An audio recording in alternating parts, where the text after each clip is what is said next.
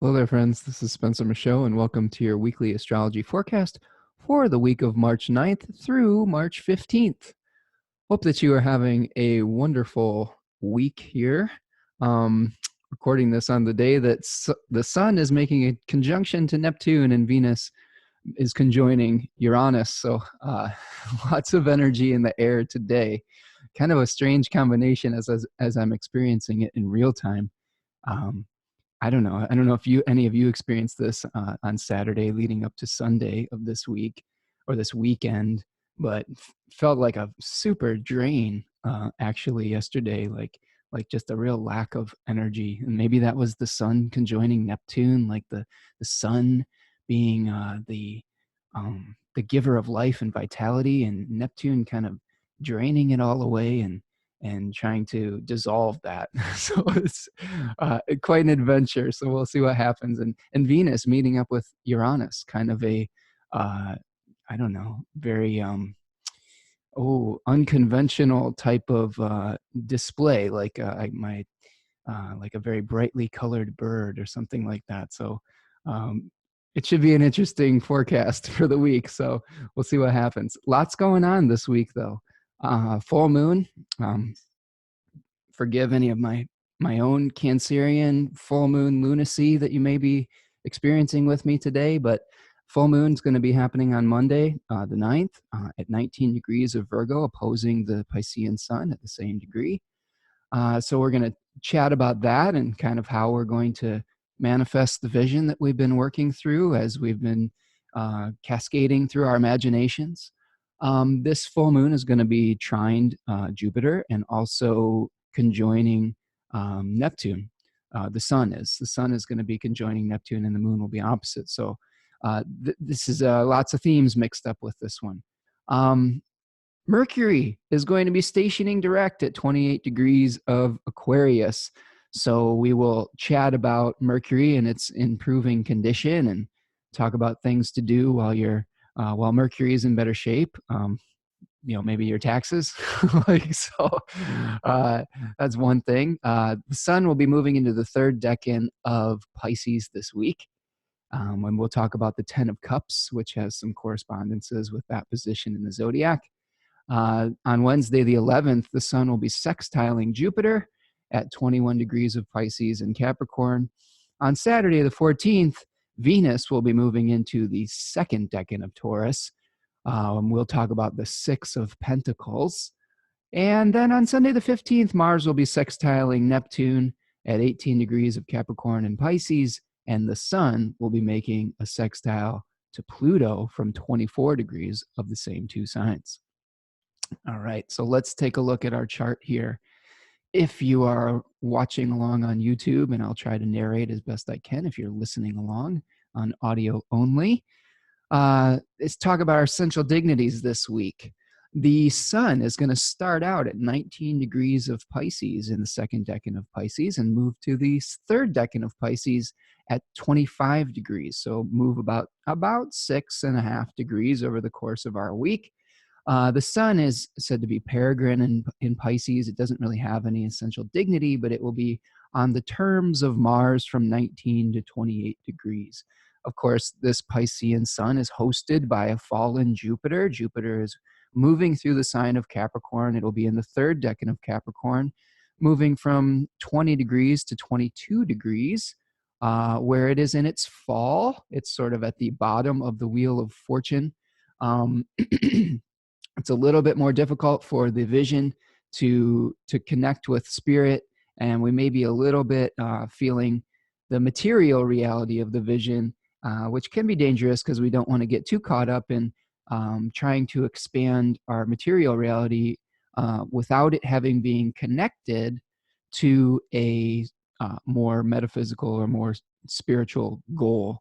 I guess I don't know if goal is the right word. We won't want to get into the mistake or the pitfall of spiritual materialism too. That can be another trap that we have to watch out for with Jupiter and Capricorn, where we're trying to kind of level up, so to speak.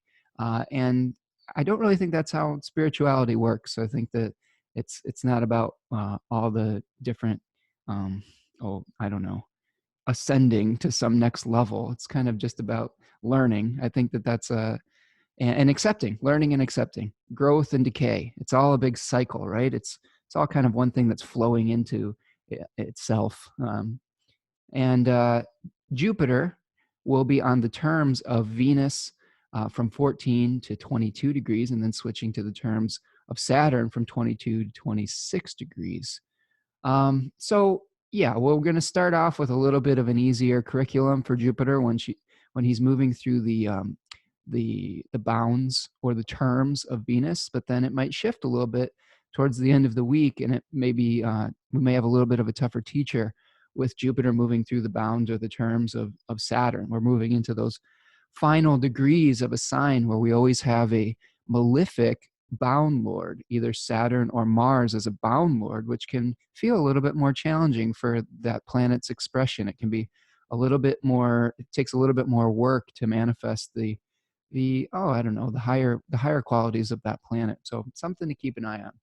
Saturn will be moving from 28 to 29 degrees of Capricorn, gearing up for his transition into the sign of Aquarius at the end of the month here. That is something we'll have to keep our eye on. It is still in its own domicile of Capricorn. It is in the terms of Mars from 26 to 30 degrees.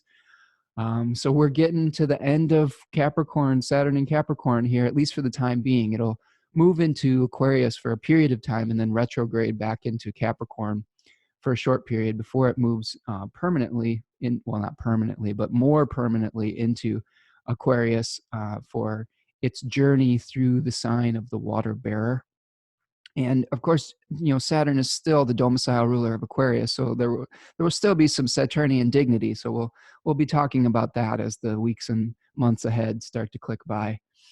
Venus is in Taurus right now, which is a place that Venus likes. This is her own domicile. She's going to be moving from 4 degrees Taurus to 11 degrees Taurus. So we'll be talking about the second decan of Taurus as we head towards the end of the week here. But Taurus is in its own domicile, right? It is the steward of the sign of Taurus. It is also the triplicity ruler in the daytime, so it has some communal support. Triplicity dignity was, according to my astrology teacher, was said to be sort of the nature of Jupiter. So it's bringing you some sort of gift or support or like communal support, like the wind in your sails. So Venus has a lot of support right now. She has resources, she has community support, and she's in her own terms from 0 to 8 degrees. So she's able to set her own curriculum. So it's very easy to do Venusian things this week. She'll be moving to the terms of Mercury from 8 to 14 degrees. So losing some of that autonomy, and we'll have to kind of answer a little bit more to Mercury as we go over the course of the week, but still a very strong Venus and still very able to bring about some of the most positive manifestations of and Venusian qualities. And those qualities are harmony, catharsis. This is something I've been talking about a lot lately since I've been listening to more authors that talk about ancient astrology and the planetary roles in ancient Greek culture. Remember, Venus was what is the word? She was responsible for the purity of the dramas in the Greek theater. So she was like somebody who was, I don't know, maybe you could even call it a playwright editor or a screenwriter editor. We're saying, hey, is the drama that we are putting up forth here, is it helping people to feel their deep emotions and process and purify them? Venus had a lot of significations associated with cleanliness. So this is something I've been playing with a lot, is Venus in your chart too is maybe a point of emphasis where you feel you are able to purge strong emotions. You're able to cleanse from the very depths of your being, right? Through ritual, through Venus was also associated with the goddess and like religious rituals, whereas Jupiter was kind of like the religious rules, like kind of like the orthodoxy. Venus was associated with kind of all the little things that we had to do to maybe follow those rules, and to worship, right? So some things to consider with your Venus in your chart. Uh, Another interesting thing to think about is, I was meditating on this over the course of the last couple of weeks and thinking about how Venus sort of had some of the significations that we may associate in modern astrology with Pluto, with bringing things up from the underworld to be dealt with and purified, and sort of a rebirth and transformation. So I'm really trying to figure out now what role Pluto should have if I think about Venus in those terms as well. Remember, there was, two millennia basically of astrology where people didn't even know about the outer planets and didn't use it in practice, and had to find ways to express those archetypal energies with the planets that they knew about, and with the system that they were working through. So I think one of the beauties of recovering all of these ancient techniques is being able to see how people, for not just for the last 100 or 200 years, but for the last 2,000 years, have dealt with some of these symbols. And I think that's very instructive, because I think that that's, I don't know, I'm a big believer in things standing the test of time. And I really think on some level, we're really just still trying to figure out what the outer planets really mean, since they are so new to our consciousness and to our ability to understand their cycles. So I think of myself as still learning about really the nature of the outer planets. And, I'm doing the best I can with the literature that and the research that has been done. But um, I think that that's a really interesting way to approach those outer planets, is with some humility, that we're still being taught really what the meaning of those planets are. And I'll be sure to share what I've discovered. But yeah, I think that's the way to approach astrology in general, with humility, right? And uh, always being open to new knowledge and new realizations. um, yeah, I just feel like when I'm doing these podcasts and these videos, I'm just a channel for something else that wants to come through. And I think if we take that approach, rather than take an approach of we are the ultimate authority on all of this, that's the best way to do it. Okay, back to the Essential Dignity Report. That's my little digression on Venus. And I'm going to talk about the planets a little bit more in depth, I think, because that's really what the deep dive I've been doing over this Pisces season is, really trying to get an understanding of the essential natures of the planets, because everything is really, the light bulb comes on when you understand what the planets are doing, because those signs are temples for those archetypal planetary energies, the essential natures that they are trying to express. Even houses can have some correlation with the nature of the planets due to their planetary joy. I have some thoughts on that I'll share a little bit later too, and some very new thoughts about it that I'm just still trying to work out. But um, you know, some interesting stuff that you may find interesting as well. Okay, so Mars is going to be moving through its exaltation in the sign of Capricorn from 14 to 19 degrees of Capricorn. It'll be in the terms of Venus from 14 to 22 degrees, and it has dignity by face in the second decan of Capricorn. So it has a lot of dignity. Remember, exaltation, from my current understanding, is that the exaltation lord is sort of like the owner of the restaurant or the owner of the estate, where the domicile ruler is the steward, the general manager, the person who is responsible for the day-to-day affairs of that temple. Whereas, the exaltation ruler may be someone who has maybe final decision-making power, but is relying on that domicile ruler to take care of business. But that whenever we have a planet in its exaltation, it's very powerful. And it's kind of like that planet is able to function almost at its very best, right? It's not that it's at its purest, right, with which we may ascribe to a planet in its own domicile, but it may be functioning at its very highest abilities. So Mars is able to be the master strategist in the sign of Capricorn, and use the will and have courage in a very measured way. That in Capricorn, being the domicile of Saturn, is able to be slowed down a little bit. Some of the qualities of Mars is that it may be like a sprinter, somebody who has the ability to take action, but not able to sustain that energy over the long haul. And Mars in Capricorn could lend Mars some of that endurance that Saturn has. Saturn is the long distance runner, the endurance, the ability to do the things that are necessary, that may not be fun, but are necessary. And this is kind of like our energy lately is our ability to sustain our courage and our willpower towards building in the material world. Okay, so, and this is Mars also has that quality of severance. Now, forgive me for another planetary digression in the middle of the Essential Dignity Report, but I've had some really interesting thoughts about this lately, and I want to go into a little bit of a sidetrack here for a minute and just talk about the planetary joys as quickly as I can without being too flippant about it. But in traditional astrology, there's this concept of planetary joy, which means that the planets feel most comfortable in certain houses of the chart. And I don't necessarily mean signs.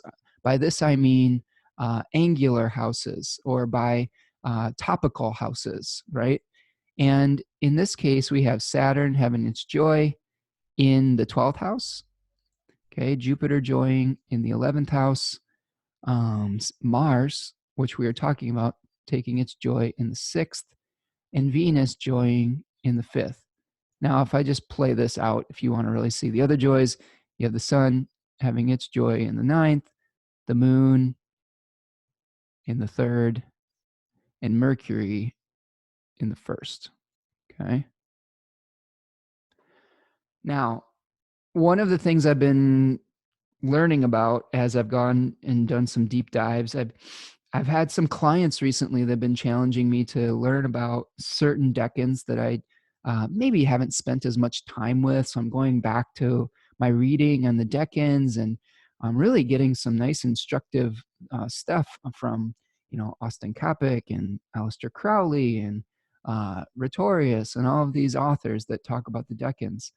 And one of the concepts I've come across that I thought was really interesting, and I've learned this on some level from my teacher, Achuta Bhava, and his class as well. I just recently completed his year 2 program, which is pretty cool. Like, I've been working with him for quite a while now, and really learned a lot, and really encourage you to seek out his material too if you want to have a really patient voice about ancient astrology. He's really great, and a lot of the things I've learned have just been directly from him and his teacher, Robert Schmidt, and folks of that nature, and Chris Brennan and folks like that. Just a lot of great teachers out there. But this concept, though, and we think about these planets being associated with certain like daimons or deities or demigods or archetypal mythological figures. And one of the things I thought was interesting was we can think of these houses over here, 12 and 11, okay, as being called the houses of daimon, or the houses of spirit, okay, which is associated with the sun, okay. Now, we're going to be taking some leaps of logic here, so see if you can follow along. Also, they call these houses over here, so these are the spirit houses, 11 and 12.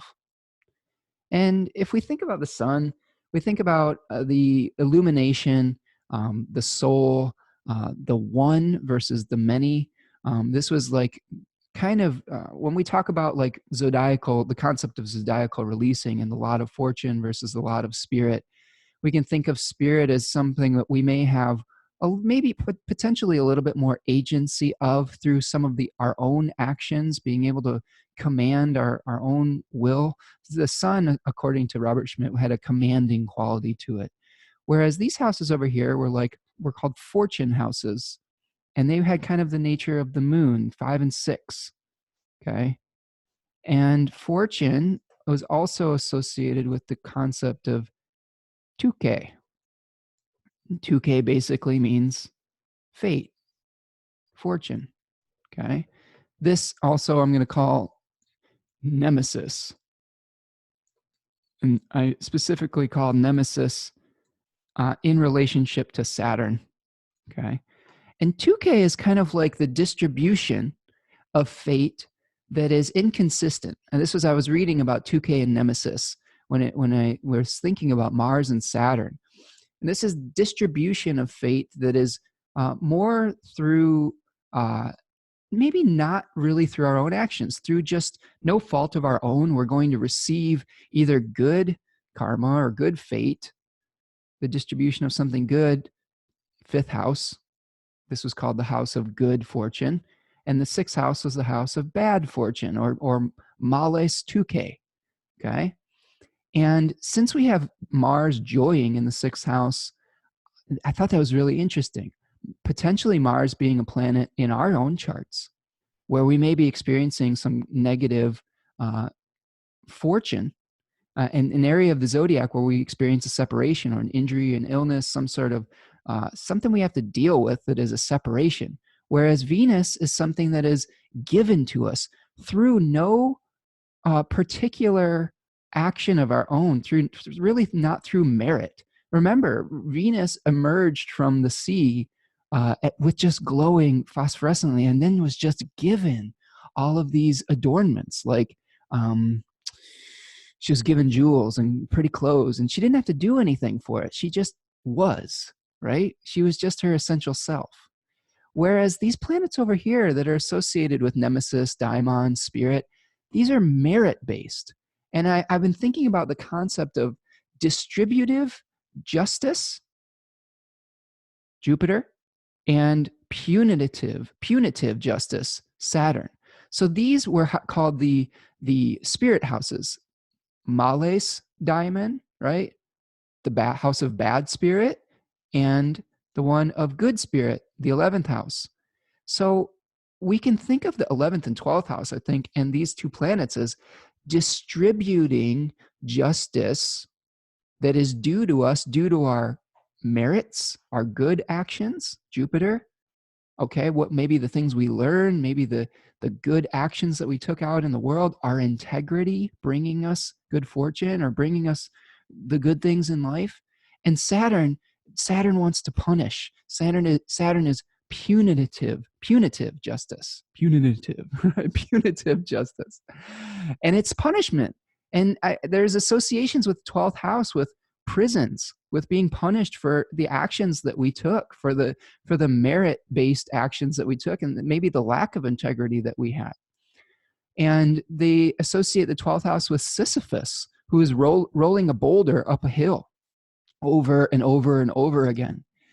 And I wanted to look this up because I wasn't, I'm not an expert on mythology, but I have some inklings about what they mean. And I looked up I was like, man, my first thought was, I wonder if Sisyphus is just being punished for something. And sure enough, he was being punished for like hubris, basically. Okay.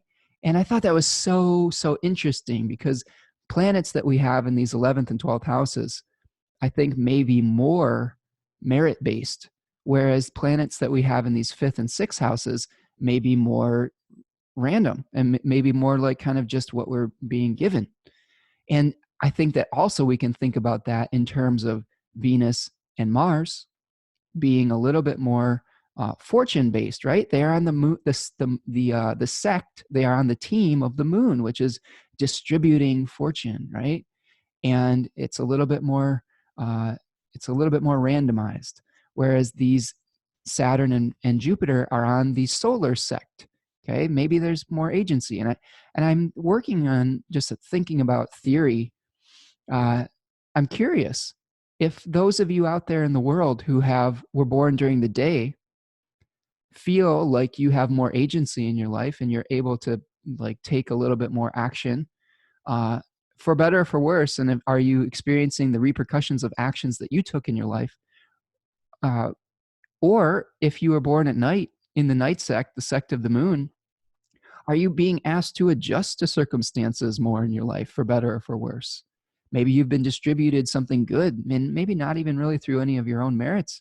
Or maybe you've been dealt a hard blow by fate, and you've had to deal with the repercussions of that. I'm curious, and I want to see in the comments below if you are a day or a night birth, if you are born with the sun above or below the horizon. Do you experience this? Do you experience this difference? And I think that that's really a great jumping off point for thinking about how all of our planets are functioning right now. And I think it is very important for understanding our essential dignities too. That's why I wanted to take this little digression, because I thought this was an interesting thought to explore. I mean, we've definitely studied this in my nightly astrology class. But one of the things that I thought was really interesting, and I'll give you another little insight I've been having since it's Venus-Uranus Day, was I was doing some work with Libra lately, because I had a client with some Libra stuff going on, and they had a exalted Saturn in the sign of Libra, and it was talking about with Libra in that sign being able to kind of it was about restorative justice, bringing something back into balance, and Saturn being kind of like not just punishment, but being able to restore something through our hard work. It's like bringing things back. Saturn is exalted in Libra because it's bringing things back into balance. You know, it's saying this is out of whack. What is the hard work necessary to restore the equilibrium that we need to have in life? And I thought that was really brilliant, like being able to rearrange the pieces of our life. Something to meditate on with your own Saturn placement. How do you bring equilibrium back into that area of your life? Because that might have been something that you were denied. It may have been a blind spot. It may have been a place of ignorance when you were young. And it may be something that will take work or will, right, to deal with. And with Jupiter, where are you able to develop your, you know, illumination to bring about gifts that you can teach to others? Same thing with your Mars placement. Where maybe have you been dealt some sort of separation where you felt severed for something potentially through no fault of your own? And where with Venus in your chart, where have you been gifted something? And maybe you didn't exactly earn that gift, but it's just a part of you. And you turn to that gift to purify yourself in times of need.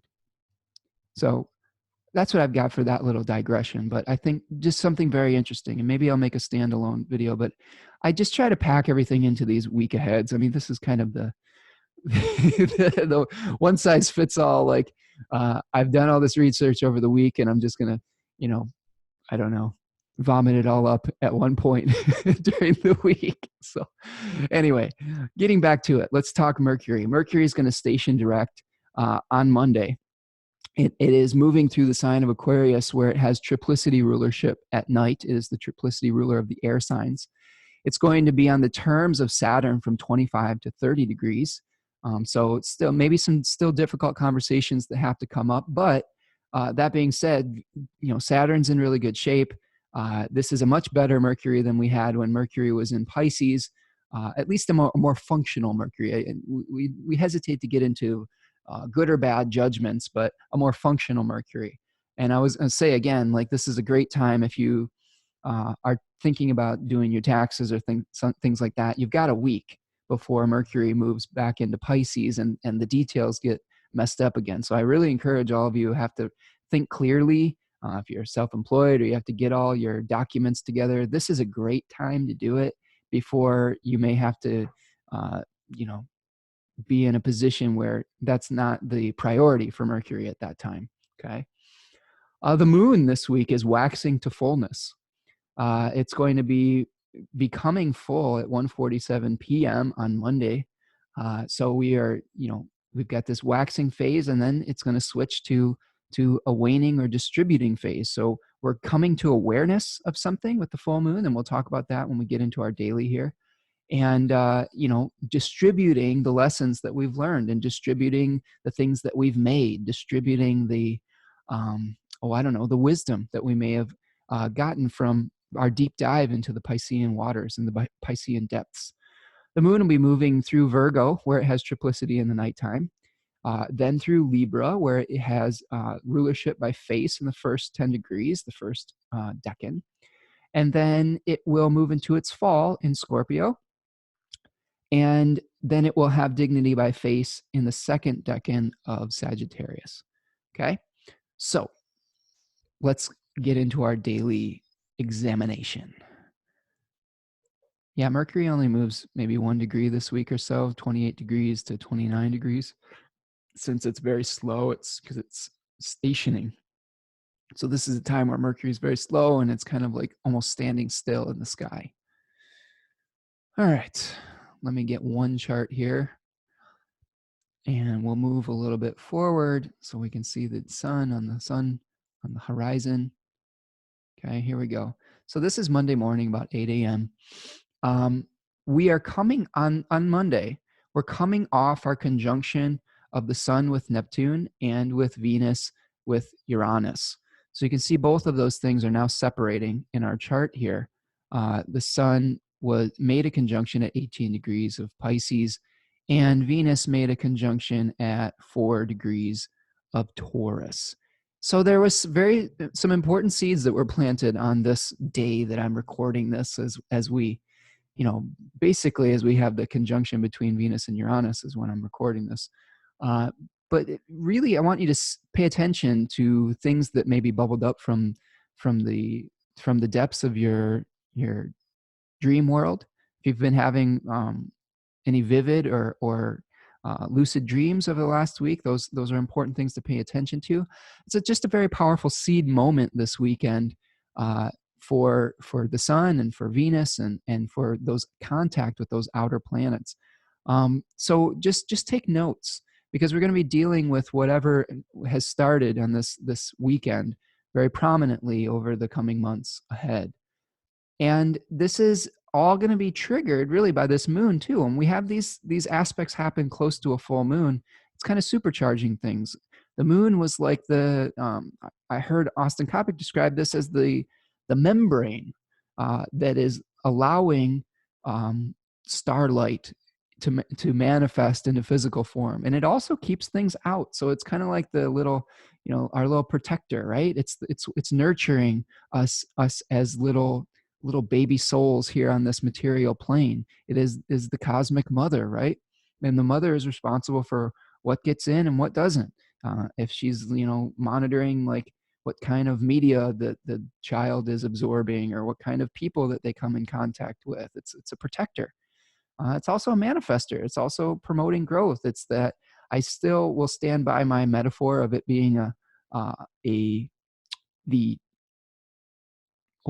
pins in a music box that are triggering the notes of the planets too. So it is both of those things. All right. So the moon early Monday is going to be making a trine to Mars. Okay. So you can see that we've got 15 degrees of Virgo. We start out with a Virgo moon, right? In the second decan of Virgo. And we've got a trine between moon and Mars, a very powerful period of manifestation.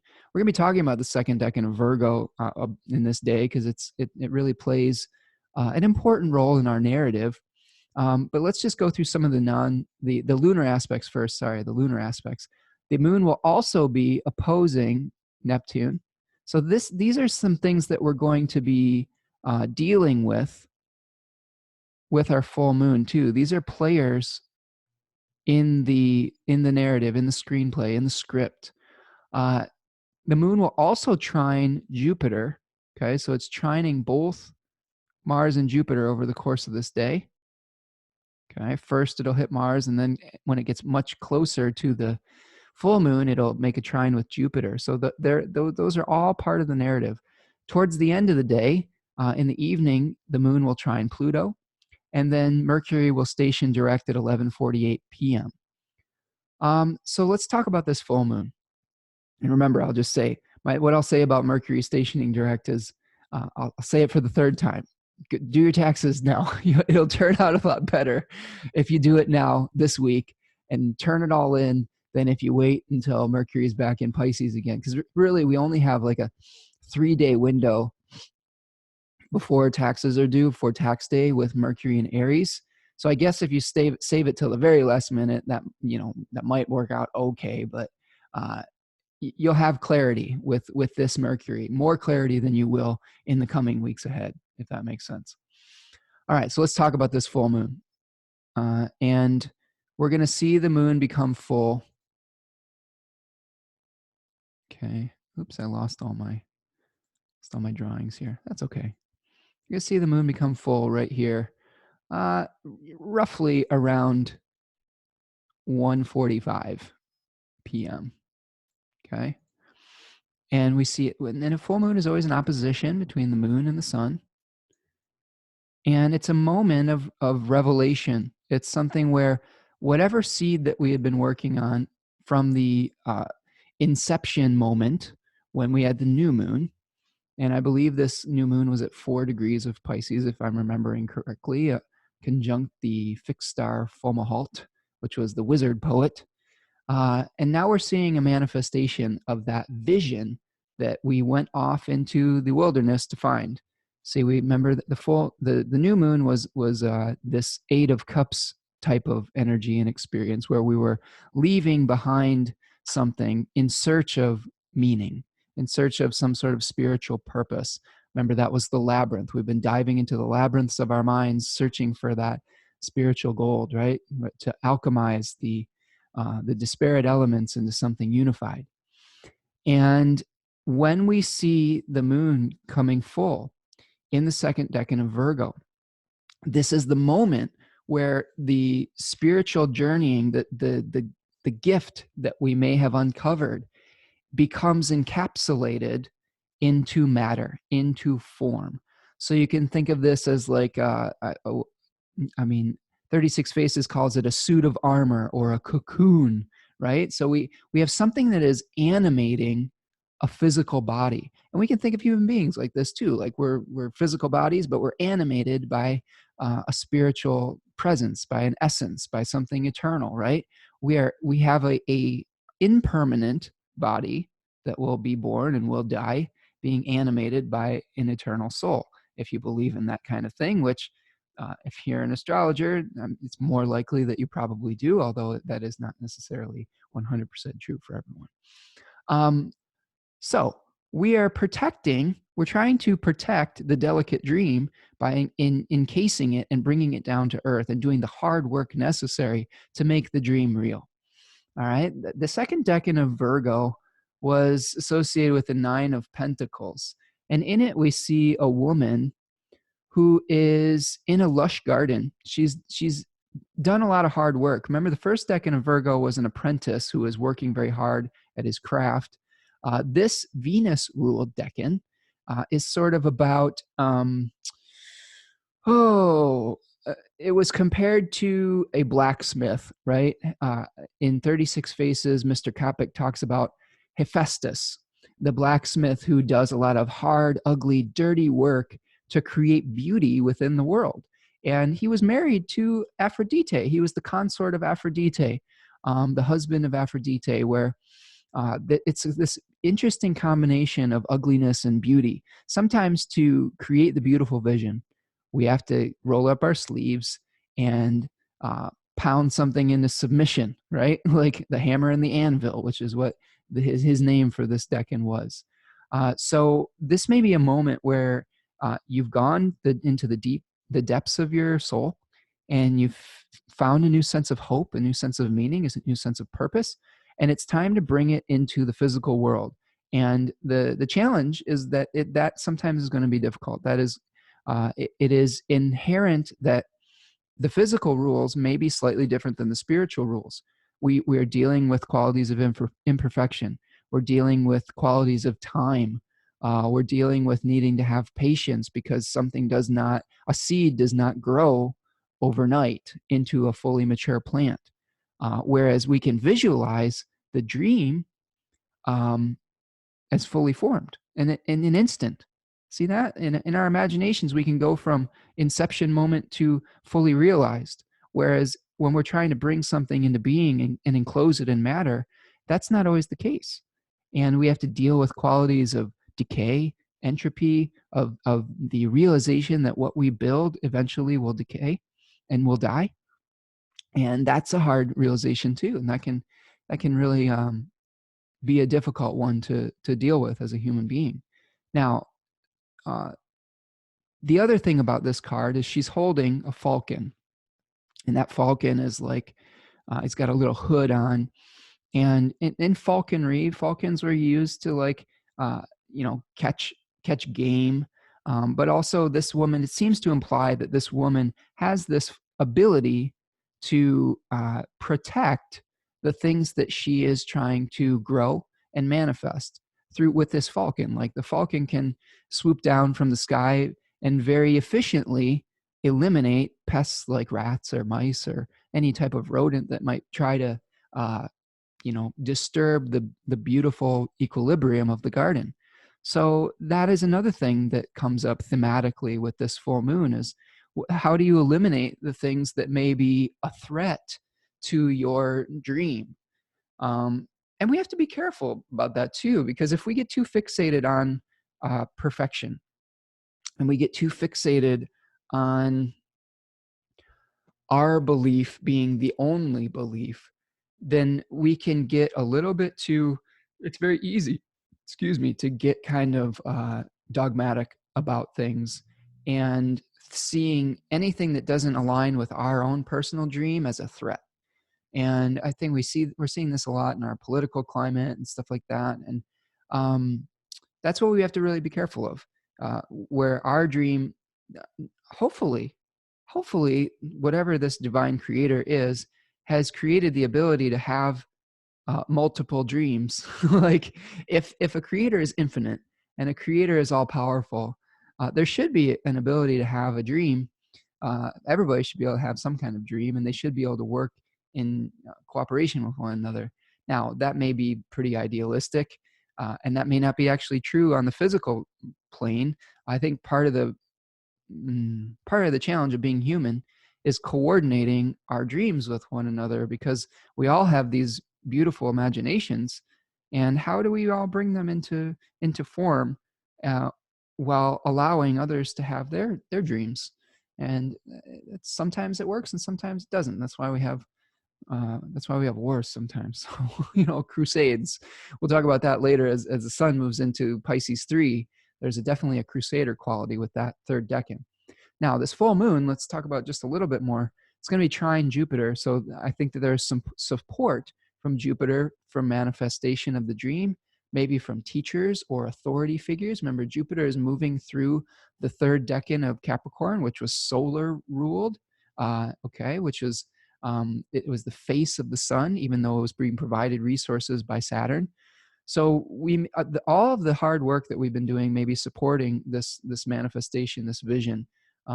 You have to be careful, though, that we don't have a power grab, okay? Because one of the things that Jupiter is working through right now is really wanting to expand on material power. And that's going to get really intense as Jupiter makes a conjunction with Pluto in the beginning of beginning of April. April 4th is when that conjunction happens. We'll talk about that. As we move through this week, we're going to see Jupiter starting to make contact with Pluto. And when it becomes within 3 degrees, I believe that's called a kalesis, where we're going to start to really feel the connection and blending of those energies together. And Pluto is really going to amplify, I think, that desire for power, and that desire to expand on being the authoritative presence and authoritative master of whatever material domain that we feel we are responsible for. This may be really where we're trying to gain responsibility or gain, like a CEO mentality in our life. And we have to be real careful of that. Remember, Jupiter is in its fall in Capricorn. This is not really territory that is where Jupiter is at its best. Okay, Jupiter it generally wants to expand our connection with the spiritual vision. And right now it's really expanding our, awareness of the material limitations that we are working within. Okay. So that's the trine from Jupiter. The danger with that is just, blindly going for a power grab due to our own hubris. This is the hubris being like trying to build the tower to Babel, right? Trying to reach spiritual truth through some material means. And, there's always there's literally a fall associated with that. I think that the wording of that is really interesting, Jupiter and its fall. And that's what could happen if we get too attached to building the spiritual dream, building the tower to God or to the divine through some sort of very material way. Um, the lightning bolt out of the sky is going to come down and uh, humble you. Okay, so that's the danger of this. This full moon is also opposite Neptune, so there could be some potential difficulty getting clarity with what the dream really is. My personal experience of Neptune and the sun conjoining was feeling extraordinarily drained. Um, Yesterday I was trying to get through the notes to do this podcast video, and it was just, man, it was literally like wading through, the ocean. Like it was very, very difficult. And I think Neptune has like it, from the literature I've read, has like a dissolving quality. It may, we want to transcend physical reality and escape to some spiritual reality, but that can make uh, our physical bodies feel very tired. It can make us feel like we just don't want to build in the world of form. And I definitely felt that. It's been some heavy lifting to get this out the door today. And apologize if it's a little bit late if you're expecting it a little earlier in the day, but just a lot going on. And I think we're starting to see the separation now between the sun and Neptune. So we may be gaining some of the vitality back. Remember, the sun was the source of our vitality. It's what makes us, it's what energizes us. It's what we are rooted to that is feeding all of these planets, okay? And when it is coming in contact with Neptune, it's kind of draining that. And so that's my experience of Neptune, my firsthand empirical experience of Neptune is a real drain quality. So, think about that, meditate on that, and really watch when other planets come in contact with it, because I think it could have repercussions for other planets. Even if it's like a trine, it may still drain some quality or drain some vitality from that particular planet. On the flip side, it may infuse it with a more transcendent quality and spiritual quality too, where, instead of feeling physical vitality in our bodies, we may feel just very strong spiritually, and we may have a more internal experience. So something to think about. This full moon is also trining Venus and Uranus, not as tightly as the Jupiter and Mars here, but it is still part of the conversation by whole sign. So there is definitely also some support. So this is almost like a grand Earth trine. Very powerful moment for manifesting new ideas and planting these seeds. Okay.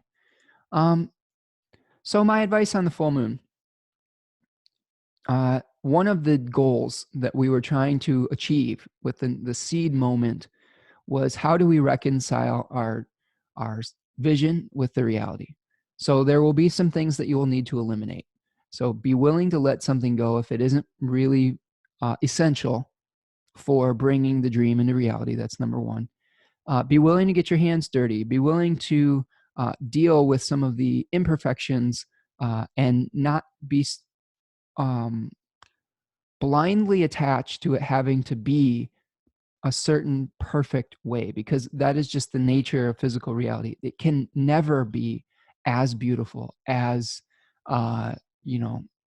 perfect as what we can visualize it. Remember, there is a gap between our taste, our spirit, and the manifestation of it.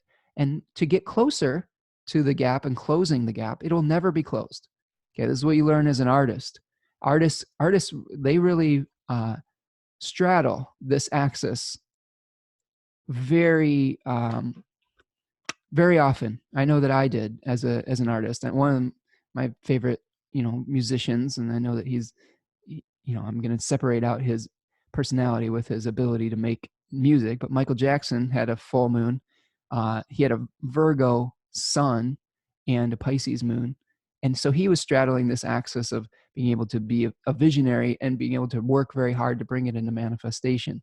Now that has its own challenges, and I'm sure he had his own demons that he was dealing with. And I'm not going to make a ton of conjectures about what he did or did not do in his life, but I think most of us can agree that purely as an artist, he was able to manifest a very deep spiritual part of himself into physical reality. And that is something that as artists we're doing constantly. We're going into our imagination and trying to bring it into form. And that's some of the frustration that we feel as artists too, is when we are not able to bring the vision into reality close enough. I know this is a challenge that I had when I was making my album. I made an EP, if you want to check it out. It's on Bandcamp, Spencer Michaud. It's called Tightrope Walker. And I spent a lot of time really trying to craft the vision into something that matched what was in my head. And what was in my head was very complex. Like you see how many details I have with just the forecast here, but musically I was holding myself to a standard set by people like Michael Jackson and Jeff Buckley and Freddie Mercury. Like I was like, okay, who's the best, most accomplished person in the field, and how can I make my music, or the Beatles, like how can I make my music, as good as that?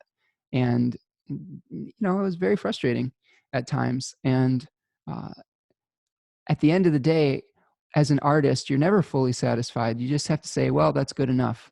And you just have to stop, or you run out of money, or you've alienated your engineer or something like that. I don't know. Anyway, yeah, I just, my own humble moment was, I had a patient engineer who at first was allowing me to sit in on some mixing sessions, and then eventually kicked me out because I was just so meticulous about it. And that's fine. It was the right thing to do. Nothing would have gotten done had I just continued to micromanage the whole process. And because that's the danger. I have Jupiter in Virgo, and I sometimes will get some, I don't know, micromania, I guess you can call it. Micromania, the really exaggerated awareness of the details. And that's why Jupiter is in its exile there, because that's not really where Jupiter wants to be either. But we all have planets that aren't functioning as well as they could. So anyway, that's my treatment of the full moon. Try to reconcile reality with the fantasy, accept the imperfection. There was a word I think that I've been reading says have some detached satisfaction. How can you become satisfied and say, that's good enough, let's go, let's do it, let's move on to the next thing? Okay, because sometimes perfection is the enemy of good, and sometimes perfection is not just the enemy of good, but perfection is the enemy of manifestation. And I can say this from experience too, is if you try to make something so perfect, you may not end up making it at all. And that's a real shame, because even if you get 80% of the way to your vision, I bet there's still quite a bit of beauty in that, and people would still benefit from that, even if it's not 100% of what you were visualizing it to be. There is some grace involved in that, and there's some humility that's involved in saying, you know what, I'm going to let the divine be responsible for the last 20%, right? I'm going to let the god or the goddess be see that beauty in that imperfection. And that's the concept that they have in Japanese art that makes it so amazing. I don't remember what the word is for it, but they have this special term. Maybe somebody can tell me about it in the comments. Special term for the imperfections in the art and working with nature, the imperfection, quote unquote. But they see it as the beauty and the divinity of nature and the natural processes. And I think that's something to think about with this full moon. Okay, moving along. The sun's going to be moving into the third decan of Pisces at about 10 p.m. on Monday. Okay, you can see here now. There we go, about 20 degrees, 10 or 11 p.m. right here. Let's talk about that third decan Pisces. Third decan of Pisces has a correspondence do according to the the Rider-Waite deck, with the 10 of Cups. And in it, we see a rainbow, and the cups are like in the rainbow and the vision, and these people exalting the rainbow, and there's these little kids dancing, and it's this very idealistic, version of some kind of successful conclusion, right? This was called perfected success. And Austin Coppock calls it a cup of blood, which is sort of surprising at first. When you look at that card, you don't think, a cup of blood? What's that all about? Well, it's Mars ruled. It's a Mars ruled decan, right? It's still being provided the resources of Jupiter. But the sun in this decan is taking on the face of Mars, who is willing to fight for that Jupiterian jovial ideal or sacrifice for it. And that is one of the things that I think if we learn to combine these planetary natures, we're really going to have an understanding, a depth understanding of astrology. We have to really know how the pieces work first. We can't just memorize. That's why they don't like teaching the cookbook things in ancient astrology. They don't want to give you all the answers. They want you to be able to think. And this is what I really appreciated about all the folks in Project Hindsight, is they were encouraging you to think and to make these combinations on your own. And if you understand how it's like being, imagine, I've been seeing a lot of advertisements on Instagram for Legos lately, and all these intricate Lego sets that you can buy. And they have all these pictures on the boxes of what you're supposed to build with it and blah, blah, blah. Well, you could do that. That's one way. You could follow all the instructions. You could do everything they tell you to do.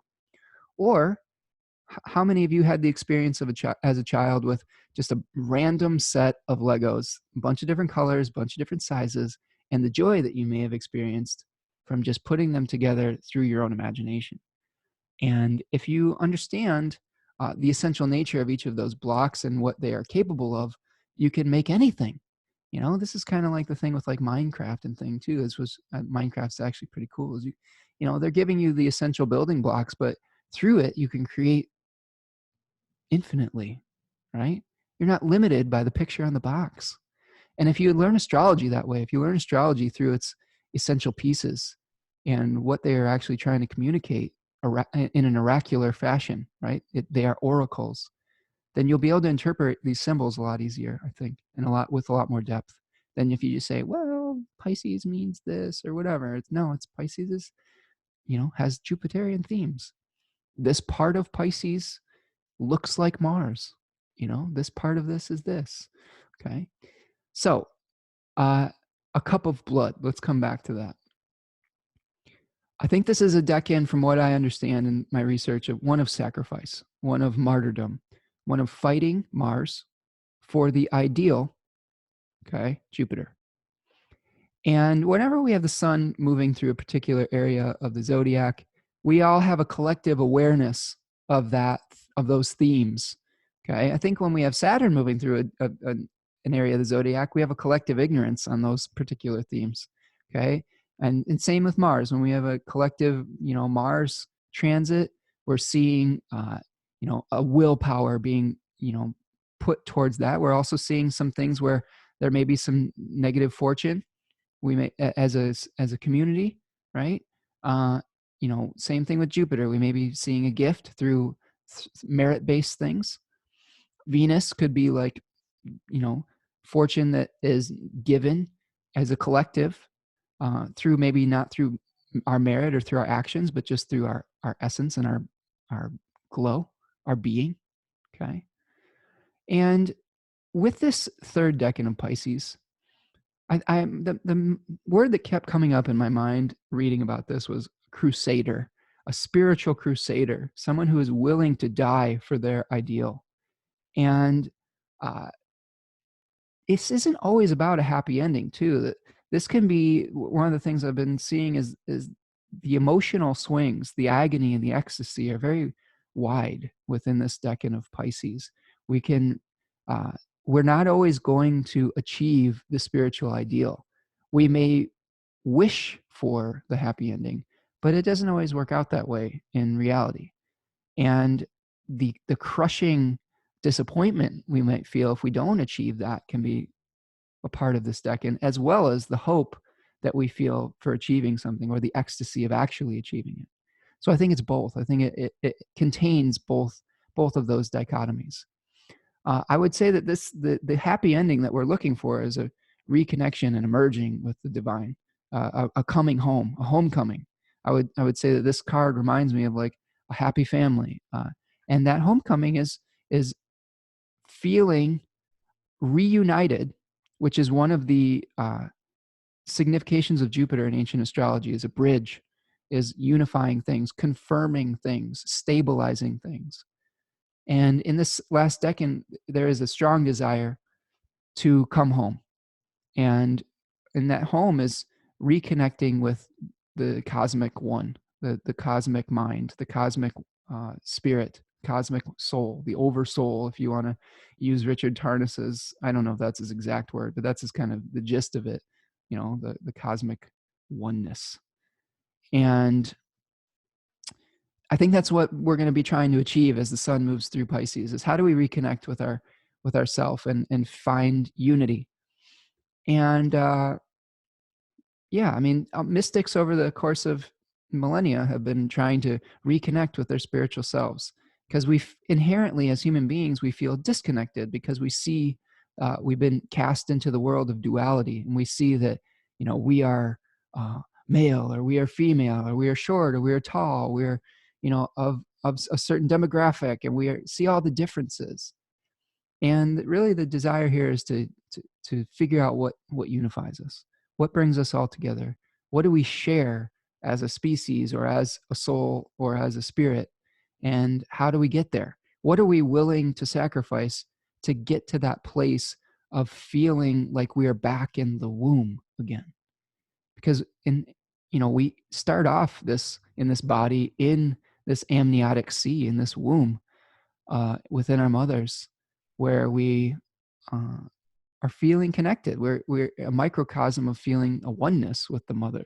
And as we're born, we get shocked into the world of separation. We get this separation anxiety from the mother. And then depending on how we're raised, we either are able to come back in alignment with that, or we feel that the world is cold, hard, and cruel.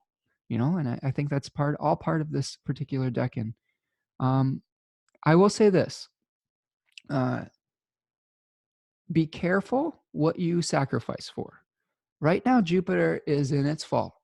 And right now, Jupiter is in a position in the zodiac that is very concerned with power and with administrating material, physical, tangible power.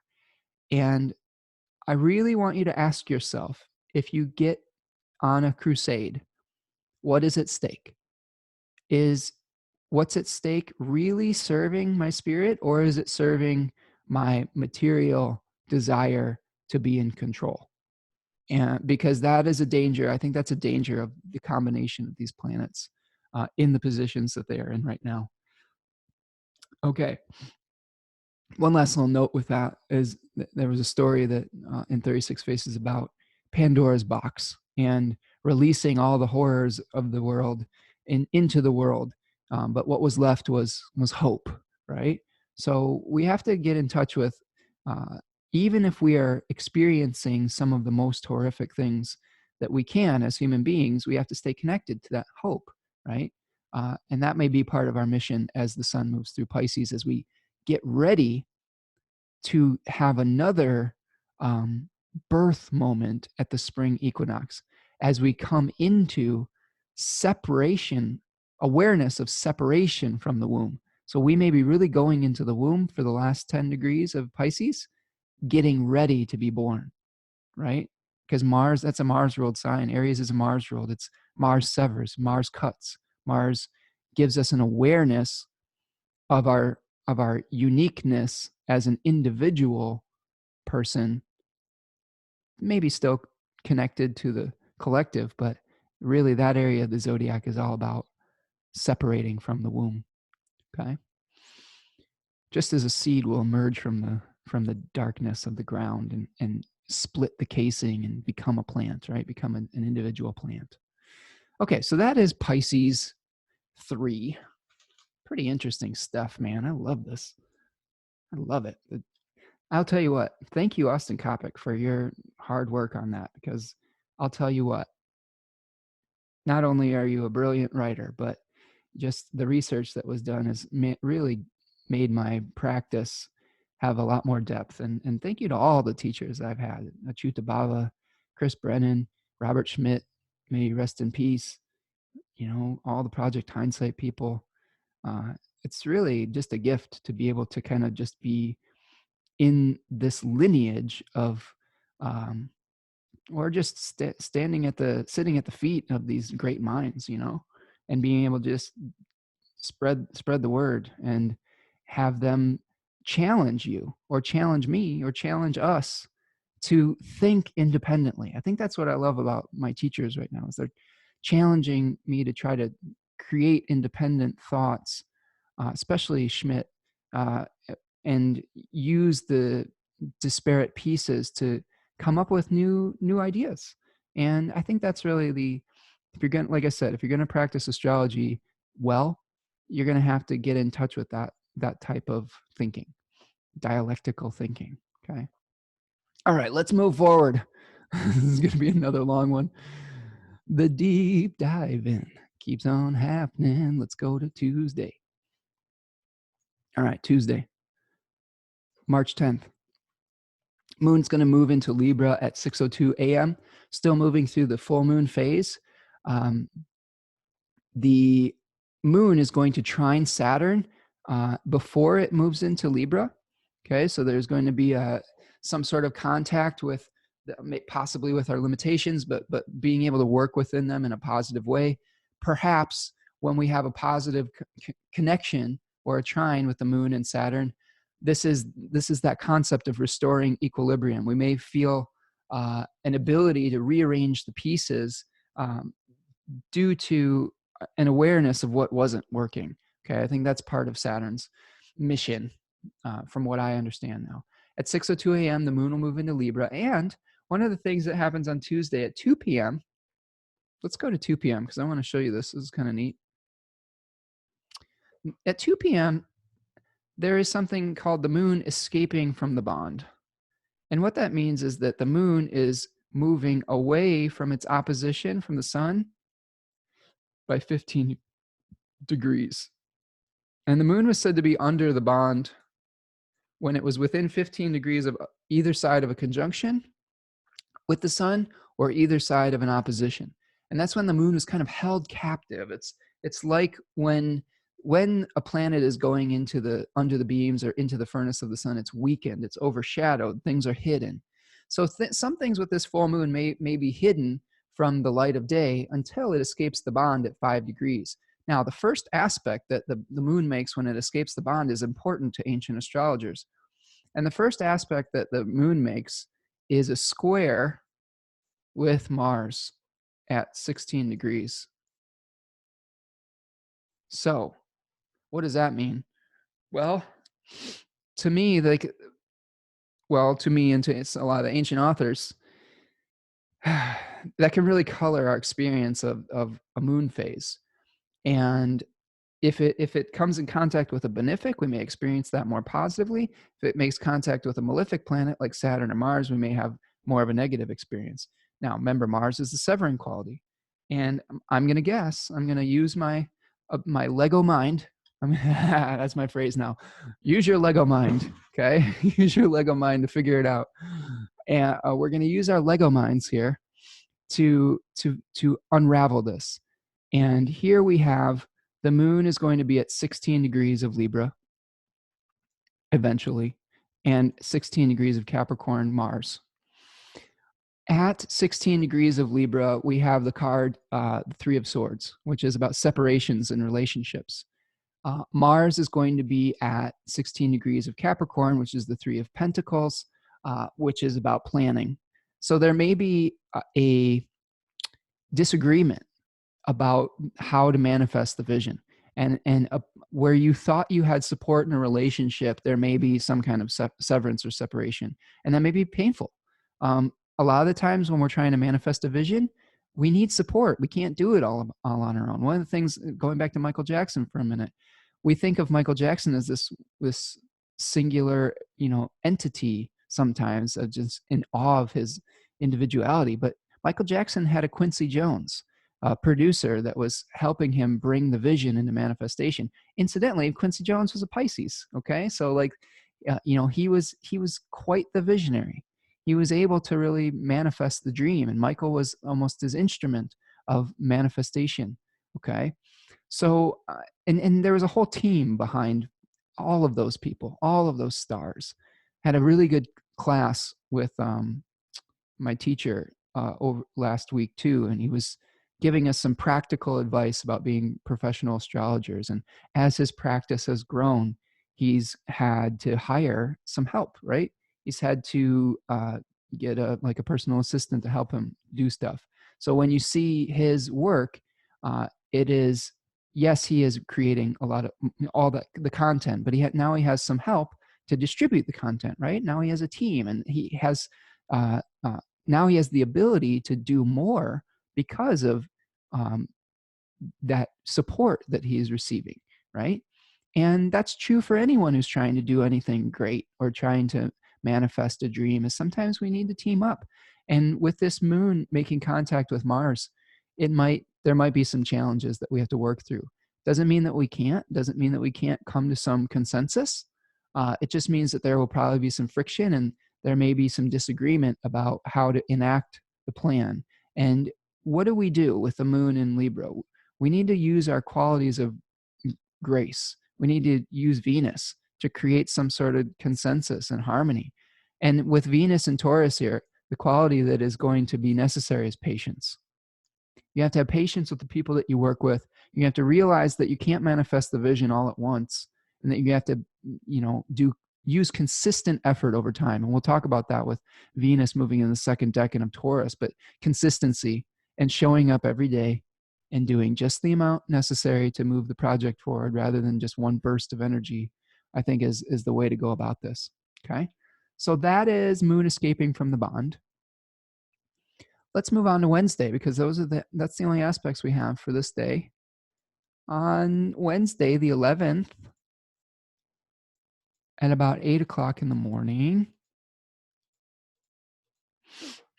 the moon will square Mars, right? So there you can see the peak of that moon escaping the bond thing.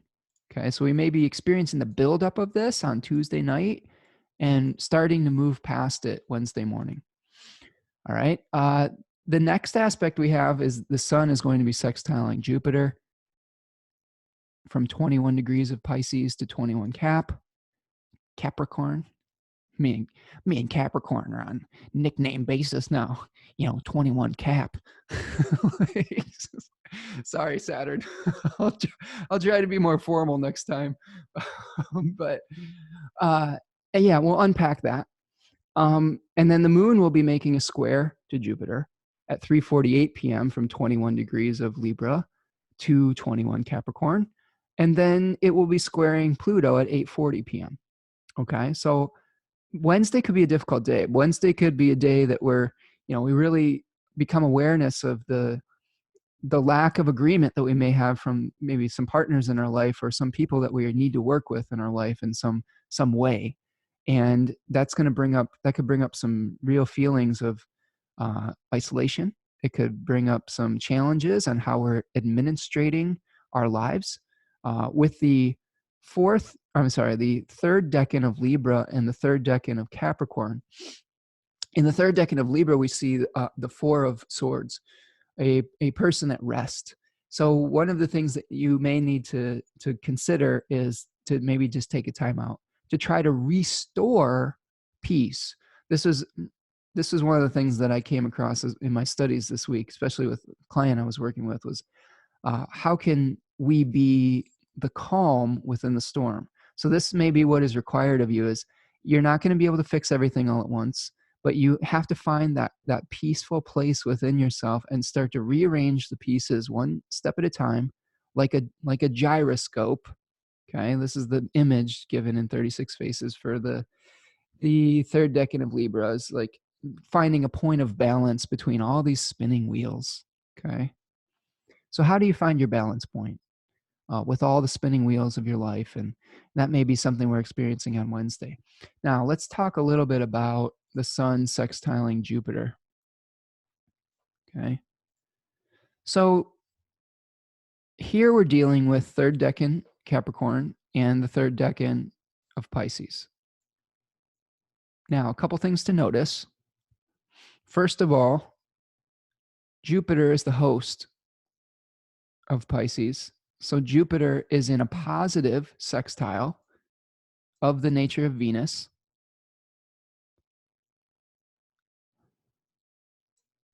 With its host, right? The sun is getting is having a supportive conversation with the figure that is responsible for providing it with what it needs. So that's what we're starting off with. This is a positive flowing aspect between the two of the nature of Venus. So something may be given with this aspect. Okay, this may be a gift that you may not have necessarily earned. That maybe, like, if I extrapolate out my previous thoughts, if sextiles are of the nature of Venus, this may be just some support that is just some good fortune that comes your way. That's what I think about sextiles now. This is just some good stuff that may be coming your way. It's not like you did anything great to get it. It's like you just had to glow with your eternal, phosphorescent self.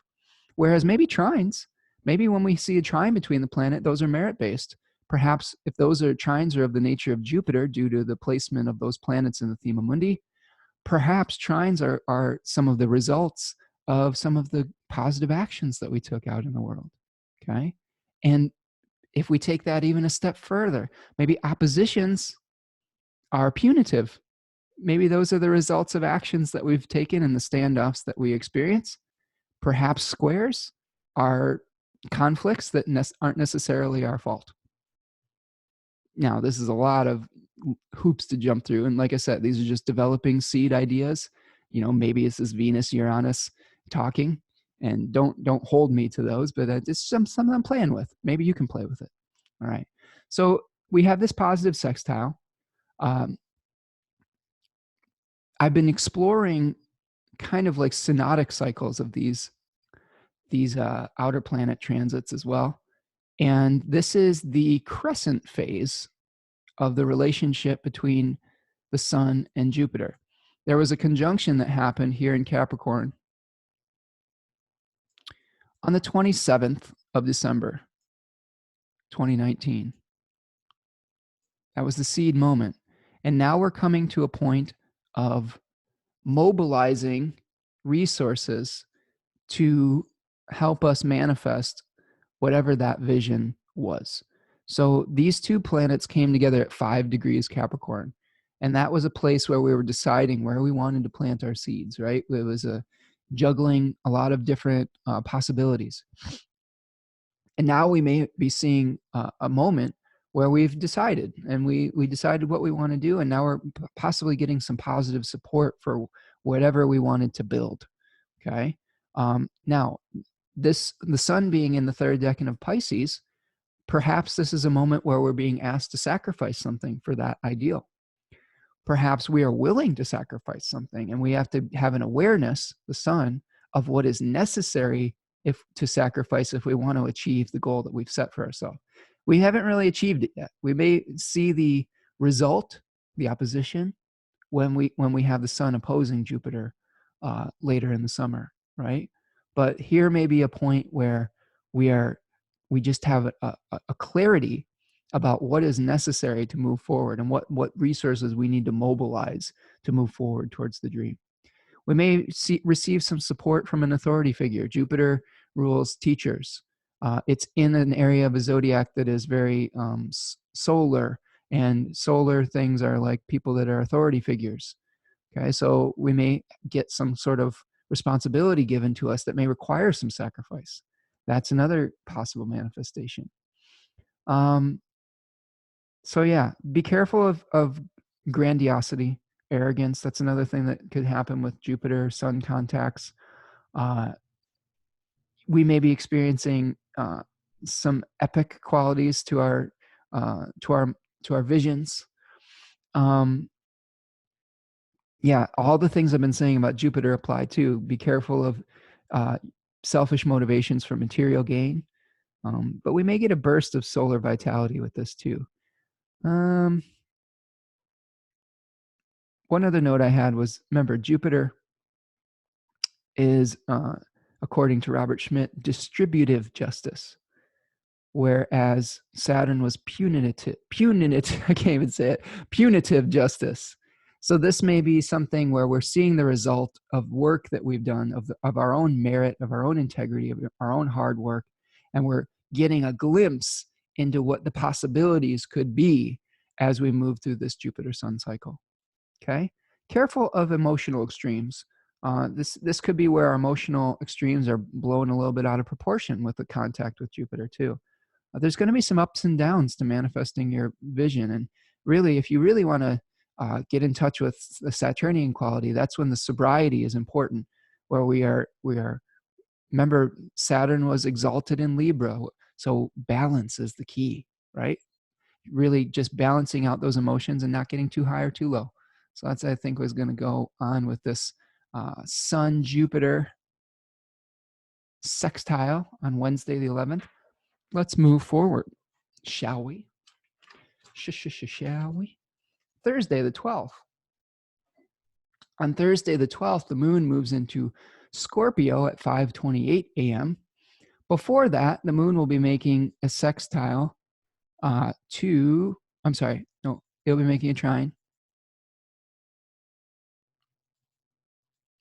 to Mercury at about 3 a.m. Okay, so here we can see the moon at 28 degrees Libra, trining Mercury at 28 Aquarius. Test this out. Test this theory I have out. Is there something, some gift that's given due to the actions that you took, that you experience, maybe late Wednesday, some harmonious conversation between the moon and Mercury in your life, between the Libra ruled area of your chart and the Aquarius ruled area of your chart? Curious if those types of things manifest. On the flip side, at 4:11 a.m., there is a square between the moon and Saturn. So there may be some sort of roadblock that you come into that potentially is not uh, from your own fault, right? It may be something that is just inherent in the system. It could be some kind of wall in the system that you have to that you have to overcome, right?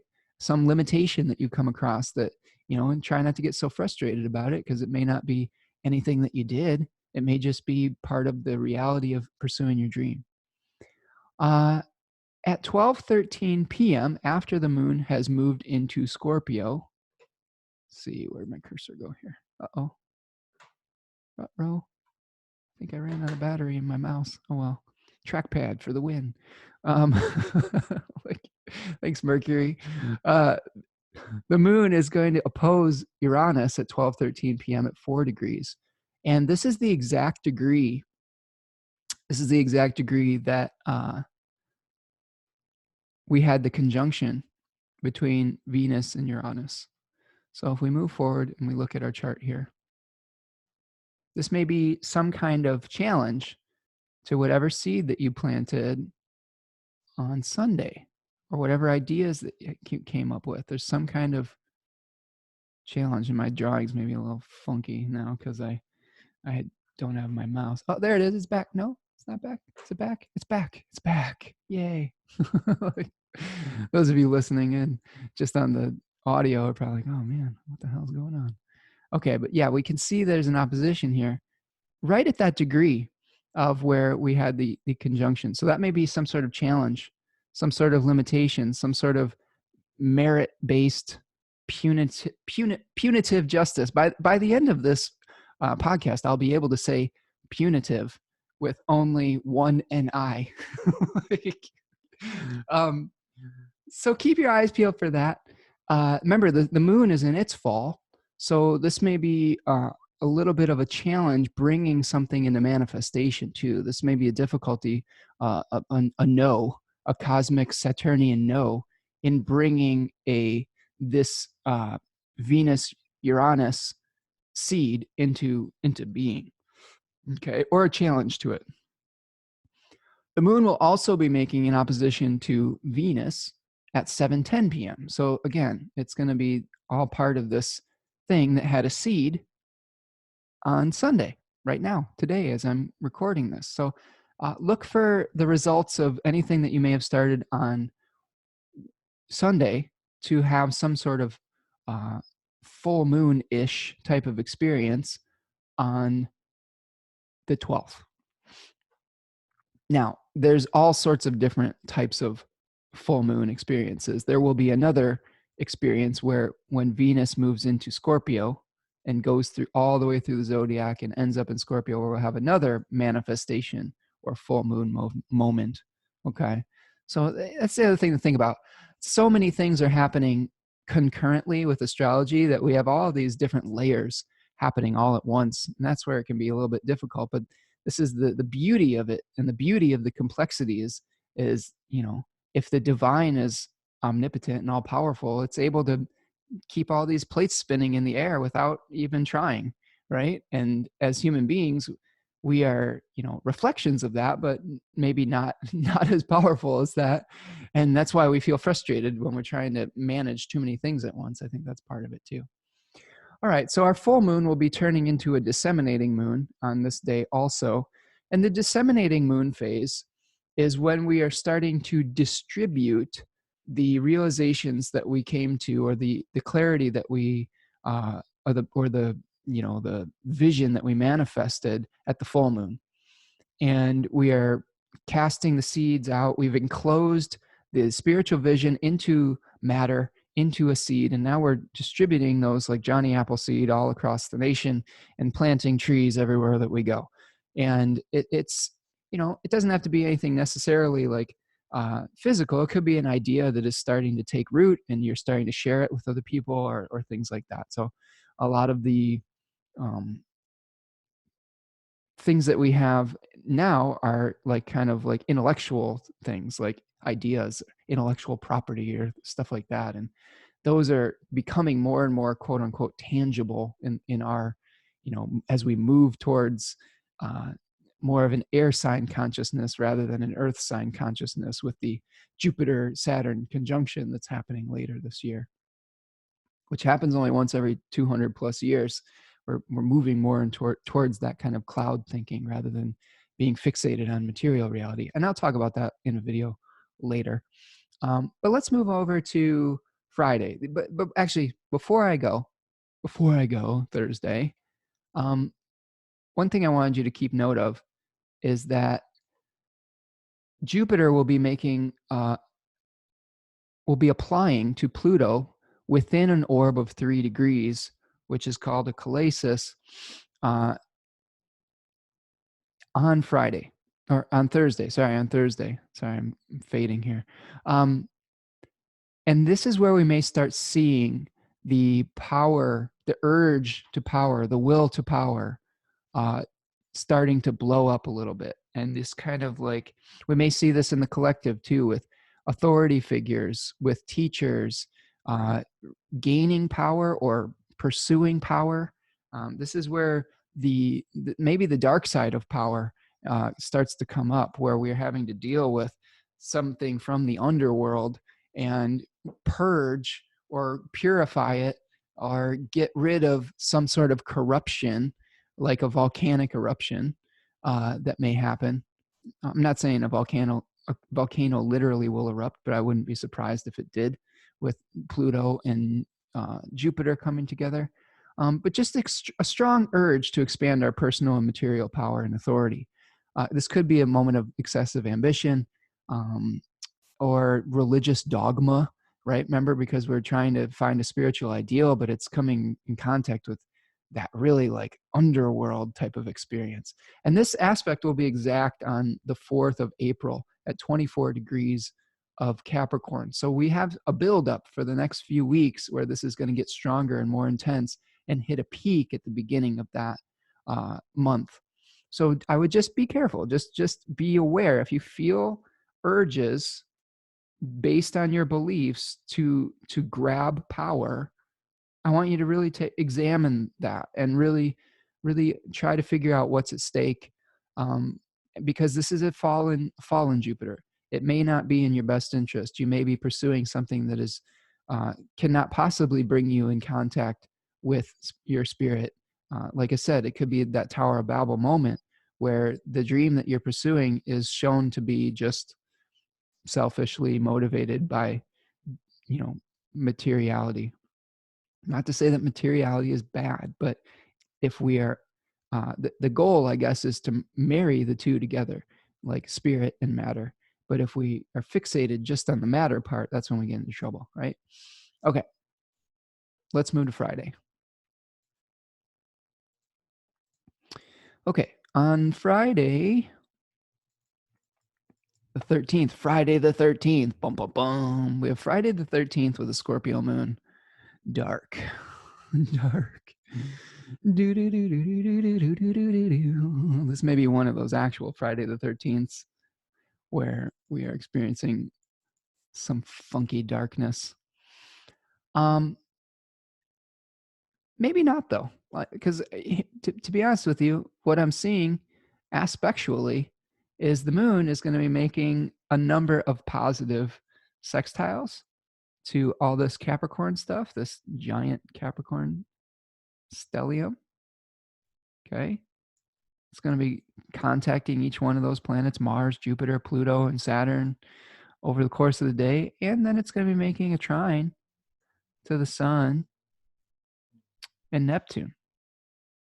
Okay. So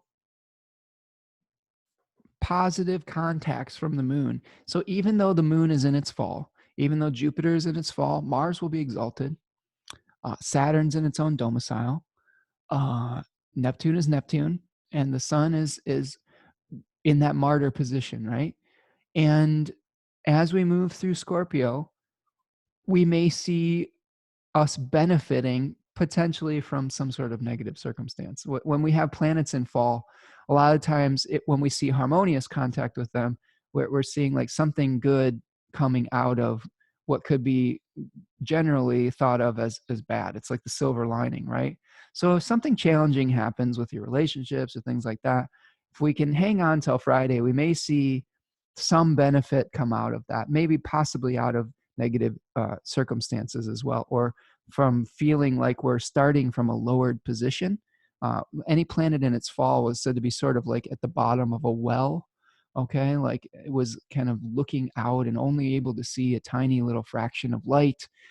It was at the bottom of the wheel of fortune. So be willing to start again through a more humble, from a more humble position, and that may bring you some benefit as we move forward through our weekend. Okay. All right. On Saturday the 14th, we have another very active day. I'm skipping through Friday a little bit because we're probably nearing the hour and a half, 2 hour mark here again. And we still have some stuff to talk about. Bloop, bloop, bloop. All right. So on Saturday, Sunday, there's not a whole lot going on. So Saturday will be our day. All right. At 7 a.m., the moon moves into Sagittarius. There. Okay. And we're in our disseminating phase. We're going to be seeing, before the moon moves into Sagittarius, the moon will make a square to Mercury at 5:35 a.m. So there may be some communication issue that comes up that needs to be dealt with maybe late Friday night after all those positive aspects happen with the Capricorn and Piscean planets. We have one last mercurial snafu that may come up before Mercury moves back into Pisces here. So dealing with something that was maybe messed up during the retrograde or something like that. So keep your eyes peeled for that. At 6:06 a.m., the moon will be making a sextile to Saturn, as we were looking at yesterday and Friday, the day before. And then the first non-lunar aspect of the day, Mars will be making a supportive sextile to Neptune at 6:31 a.m. So we'll unpack that. And then at 7:09 a.m., the moon will move into Sagittarius. And at 12:46 p.m., the sun will make a supportive sextile to Pluto. All right. Now, underlying all of these non-lunar aspects is another shift that we have to talk about that happens at 5 a.m., where Venus is moving into the second decan of Taurus. So a little bit of a different flavor for Venus in Taurus. In the first decan, I believe the first decan is Mercury ruled. Okay. It puts on the mask of Mercury. So there's a planning phase in that first decan of Taurus. We're communicating our desires, what we want to plant, the seeds we want to plant. We're preparing the land to become fertile. And when we move into this moon face of Taurus, moon ruled face, we're seeing an ability to manifest and bring things into being. And one of the things that we talk about with Venus in Taurus II, the card that we think about is the 6 of Pentacles. We're moving from the 5 of Pentacles, where we see 2 figures. I'm going to stop my share for just a second here so you can see these a little better.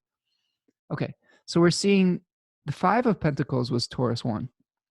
All right, where we see 2 figures that were kind of destitute, and there was a fear or worry of being poor that maybe initiates the desire to plant new seeds and to work the field and to do the hard work necessary to bring about new forms of support and manifestation.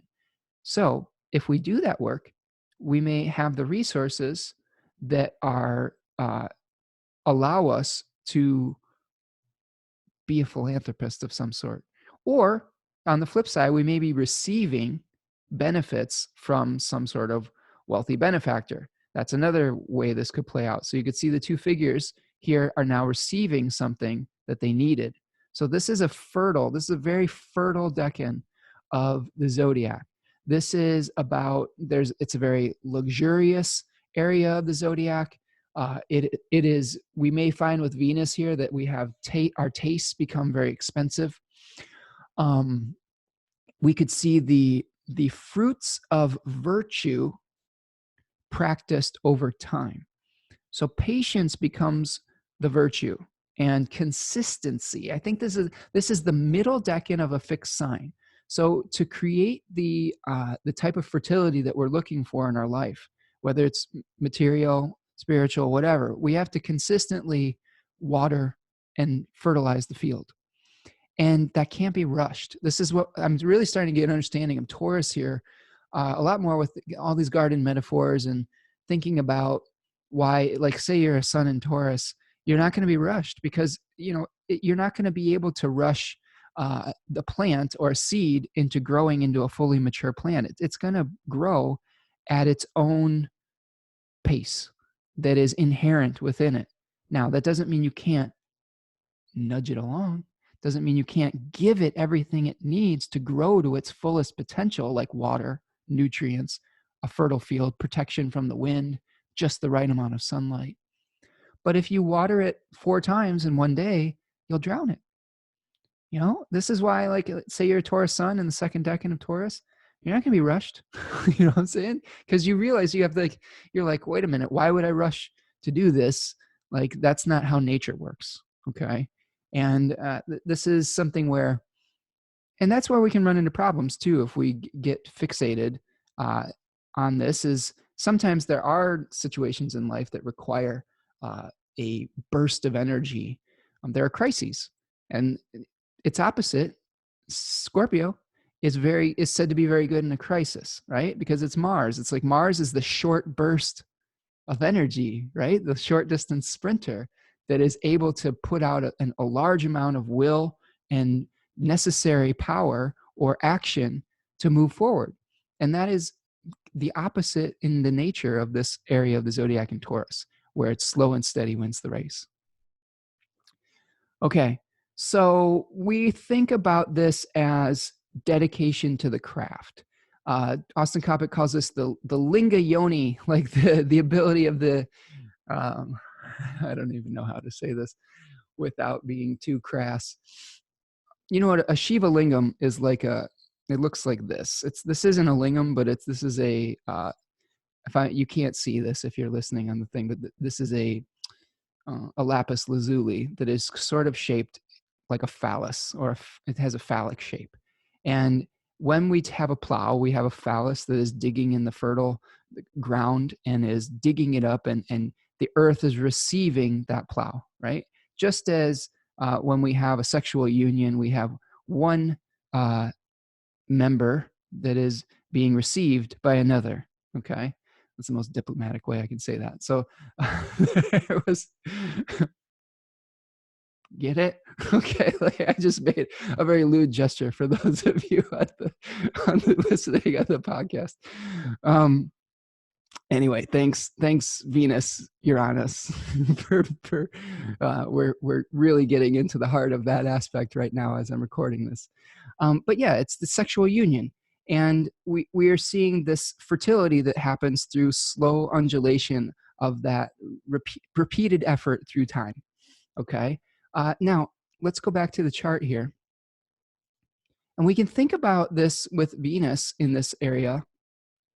If we're extrapolating out my thoughts as Venus as catharsis to our emotions, our strong emotions, being responsible for the purity of the drama, so to speak, getting out there and the way that you're able to regulate our feelings or everything that's buried deep is just through regular, spiritual, earthy, grounded practice every day. It's not like we just pray for 5 hours one day and then we don't do it for a week. No, we set a period of time that it works for us, and we are devoted to it. There's devotion inherent in this area of the zodiac. And if you're trying to do something ritualistically, which Venus is very much associated with, it helps to do it daily. It helps to do it in a consistent fashion. That's how we really make the material gains. If you're trying to grow something, if you're trying to nurture something, you need to provide it for the environment that it will be helpful for it every day. Okay. So what do you want to grow? The seed that was planted with the conjunction at Uranus, how do you begin to nurture that, right? As it moves into the second deck, and find a rhythm. And this is there's a little bit of a balance that is spoken about in this deck, and a balance between work and play too. You can do the hard work, but at a certain period of time, you can't work the land anymore. You just have to rest and go enjoy the sunset and go for a walk or go do something fun. So do the work that is necessary to continue the process of growth, but then learn to enjoy yourself and smell the flowers a little bit. This area of the zodiac was associated with Beltane, May 1st, May Day. And this is a celebration of the spring, and then like of the fertility and fertility rites and things of that nature. So go out and enjoy yourself a little bit, but maybe not too much, because you want to be careful of your spending with this position of Venus as well. Let the good things come to you. You don't have to go pursue them, okay? You just have to be yourself, and the good things will come to you, all right? Okay, so let's talk a little bit about Mars and Neptune. I'm just going to go through this a little quickly. Mars sextiling Neptune has from 18 degrees, Capricorn and Neptune, Capricorn and Pisces. Okay, so this is where we may be seeing some supportive actions that we're taking, or that we have taken in the past. Or again, if I'm thinking about sextiles as the result of Venus, perhaps these are actions out in the world, or that are, something good's just coming to us. Maybe as a result of a past action, or maybe just as a result of fortune. Okay. This is a last quarter or balsamic phase of this Mars Neptune interaction, where the seed was planted on the 7th of December 2018 at 13 degrees of Pisces. So this is, I think, what we're going to see here is we're going to start reflecting on what types of actions that we took out in the world, and what has that yielded. Mars is in a place where he's thinking about the plan, the blueprint, and Neptune is in a place where he is maybe helping us understand the spiritual reality or the spiritual ideal. Okay. And this may be a time of taking just of actions that are flowing, of allowing the flow of life to happen, of having a synergy between your martial will, and the receptive spiritual ideal that you're going for. This could be you could be reaping, which is the kind of the balsamic last quarter phase, the benefits of planning. This could be a point in time where you don't have to force things. This could be a point of enlightened non-action, where you may be losing steam too. This may be where you're just starting to feel a little fatigued too. I know that as the Sun and Neptune are making contact, and I guess in my own chart, the Sun is the ruler of my first house, so that's associated with the body. So I could see why that would be a little bit of a fatigue type of thing for me personally. But maybe there is an area of your life where your will is starting to drain a little bit, where you don't maybe have the same will for something that you used to. So you have to kind of be a little bit more efficient with how you use your energy. Okay, this may be about consolidating the wisdom that you've learned over the last few years into a seed that's going to be planted again at the new Mars Neptune cycle, which begins on the 13th of June of this year. So this is kind of like aligning with the Tao, going with the flow, and taking actions potentially towards merging with your vision. Okay, the last thing that we have for this week, besides one little lunar aspect on Sunday, is the Sun making a sextile to Pluto at 24 degrees. And this is happening almost concurrently with the Mars sextile. So this is all wrapped up together. So this may be a point similarly where we are having something that is supportive that's coming to us. Now, this is a crescent phase of the Sun-Pluto conjunction that happened on the 13th of January this year. So this may be another point in time where we are trying to mobilize resources. Okay, that's crescent phase actions to manifesting whatever seed was planted on the 13th of January. Now we're seeing an interaction between the 10 of Cups, the Sun, okay, and the 4 of Pentacles, Pluto. So we may be trying to administrate the vision, right? The 4 of Pentacles is the administrator, and the vision and sacrificing for the ideal being the Sun. This could be another point where we're sacrificing for power, where we're, meeting with the need to make some sort of spiritual sacrifice to purify or transform or create a rebirth. This is also, I think of the Sun as illuminating things and giving us an awareness of purpose as well. So if we think of Sun as awareness, we could have an awareness, Sun in Pisces 3, of what is necessary to achieve power or purge the corruption that we experienced in the Capricorn 3 ruled area of our chart. Okay, so this is where we may be aware of what sacrifice is necessary to create a new start in the Capricorn area. Okay, with the structures of our life, we may have some support and transformation power. We may mobilize spiritual resources to deal with our rebirth. Okay, so yeah, that's going to be a really interesting day too, Saturday, March 14th. All right, and just the last thing that we have here going on, as if that wasn't enough, on Sunday the 15th, the last little thing we have at 3:51 p.m. is a square between the Moon and Neptune. Okay, so at about 18 degrees, we're going to have a square between the Moon in Sagittarius and Neptune at 18 degrees. And that's building to our lunar square, okay, that happens on Monday, the last quarter moon, so to speak. So we may lose some steam at this point. We may be trying to bring something into being, and we're just like, oh, I just don't know how to get this done. Maybe a reconsidering type of experience.